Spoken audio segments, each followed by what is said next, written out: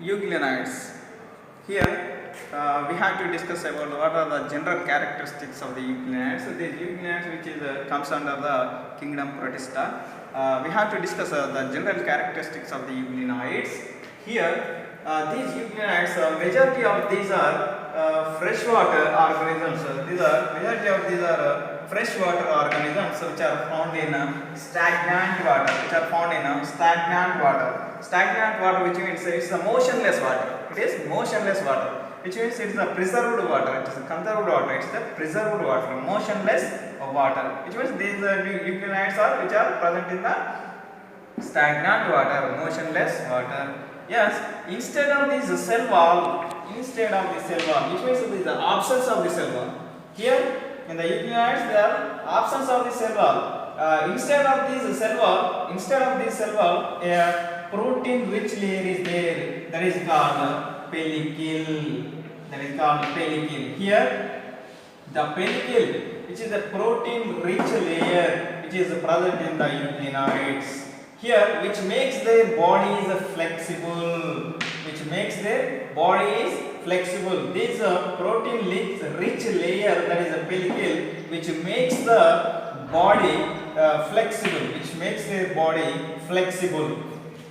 Here it is an important pellicle. Rich protein layer. It is a protein-rich layer which makes the body flexible. Here, coming to the next point, they have two flagellas. One is short and one is long. See here the picture. See the diagram of the euglena. See, this is the long one and this is one. It is one short one. It is a short flagellum. Here it is a short flagellum and here it is a long flagellum. Here it is a long flagellum and here it is a short flagellum. This one short, this one long flagellum. Here it is. And says the anterior part of the cell. Here the anterior part of the cell bears an invagination, and which consists of this invagination, which consisting of cytostome, that is called cell mouth, and cytopharynx, that is called gullet, and on the membrane here gullet and reservoir. See this is a reservoir. See the picture. Here the anterior part of this euglena, it has invagination. Here it is invagination. Anterior part of this cell, which shows the invagination, and it consists of this cytostome. It is also called as cell mouth. Here it is, and then after follows the cytopharynx. It is also called as gullet, and these are the reservoir. Here it is a stigma. It is also called as eye spot. Here it is a eye spot. The periphery part of the reservoir. This is the periphery part of the reservoir, which is consisting of a stigma or eye spot. What is the function of this eye spot? Here it helps to find. Helps to find bright areas. To gather sunlight, which means it detects the sunlight. It finds the bright areas to gather the sunlight to make their food. Here, because of it is having the chloroplast. Chloroplasts. That's why the chloroplasts are making the food material by the process of photosynthesis. That is the reason behind this.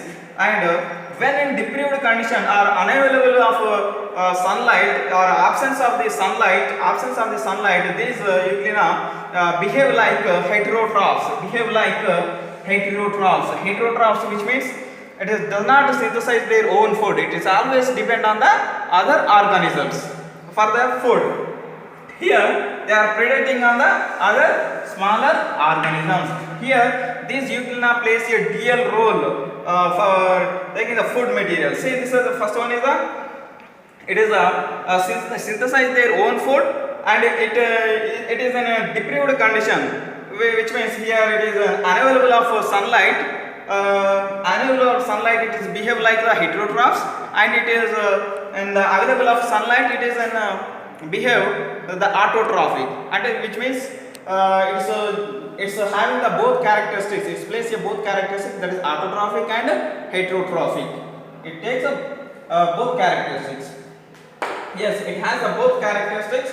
And so once again we have to recall these are the present in the fresh water, and also these fresh water, which means they are found in the stagnant water, which means these are more abundantly is found in the stagnant water, that is the motionless water which are present in the, and the inside of the cell wall they are having the pellicle.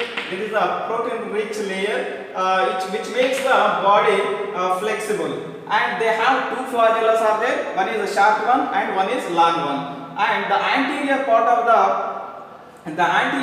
the cell it bears some invaginations, and which consisting of the cytostome and cytopharynx and reservoir, and here the eye spot which is present on the reservoir, and it helps to find the bright areas to gather the sunlight